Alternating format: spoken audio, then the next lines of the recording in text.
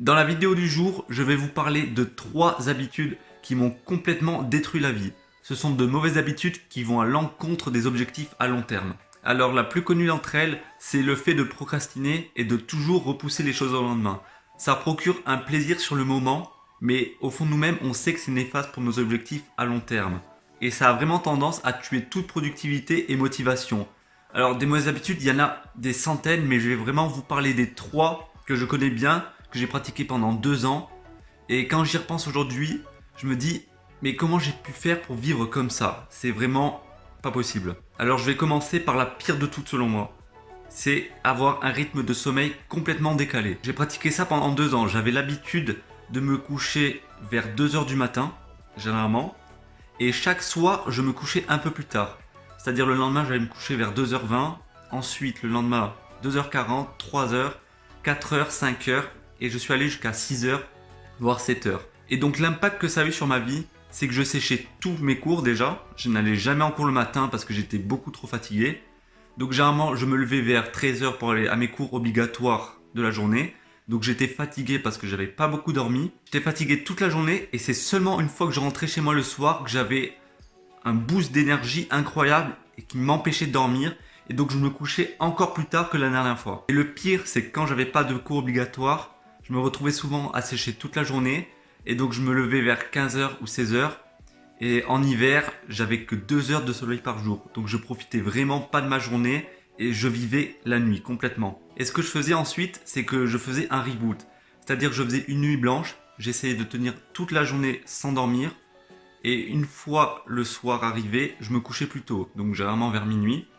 Et je recommençais une boucle. C'est-à-dire que je me couchais à minuit, 1h, 2h. Et je revenais vers 5h, 6h, 7h. Puis je recommençais. Et j'ai fait ça pendant beaucoup trop longtemps. Et quand je parle de ce rythme de sommeil que j'avais, je parle pas du fait de faire le miracle morning, de me lever tôt tous les jours, mais vraiment d'avoir un rythme de sommeil beaucoup plus normal. Déjà d'aller en cours et ensuite de profiter beaucoup plus de ma journée et de m'investir beaucoup plus dans mes passions. Parce que vraiment, avec ce rythme de sommeil, je ne faisais rien de mes journées.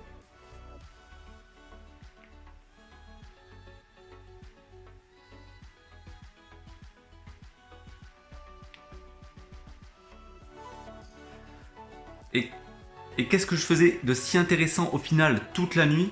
Bah vraiment rien du tout. J'avançais même pas dans mes objectifs. Je traînais juste sur l'ordinateur en attendant que le temps passe.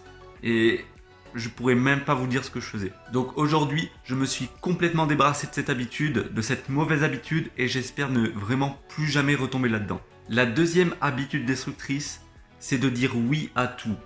Alors je vais peut-être me contredire un peu, mais je suis partisan de la Yes Life. Je trouve ça vraiment génial parce que ça permet de découvrir de nouvelles activités et surtout de rencontrer de nouvelles personnes. Donc ça m'a vraiment beaucoup apporté dans ma vie. Mais il faut savoir la doser, il ne faut pas tout le temps dire oui, il faut aussi apprendre à dire non. Parce que je me suis retrouvé pendant 2 ans également à tout le temps sortir et boire, à tout le temps manger malsain, à dépenser à droite à gauche. Donc ça a eu autant de côtés bénéfiques que de côtés néfastes.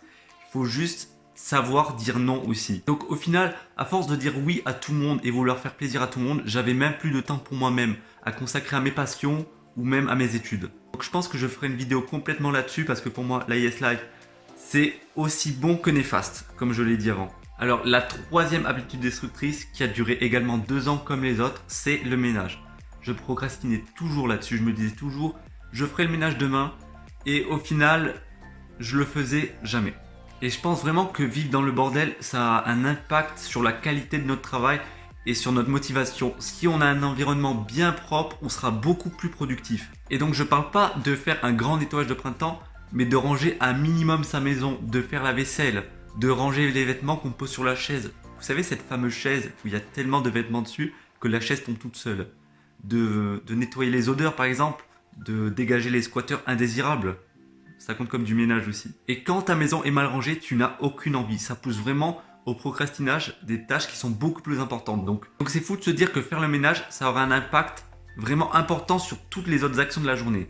Rien que le fait de se lever le matin et de faire directement son lit, ça va vous pousser à moins procrastiner. Et donc vous vous imaginez, je faisais les 3 en même temps.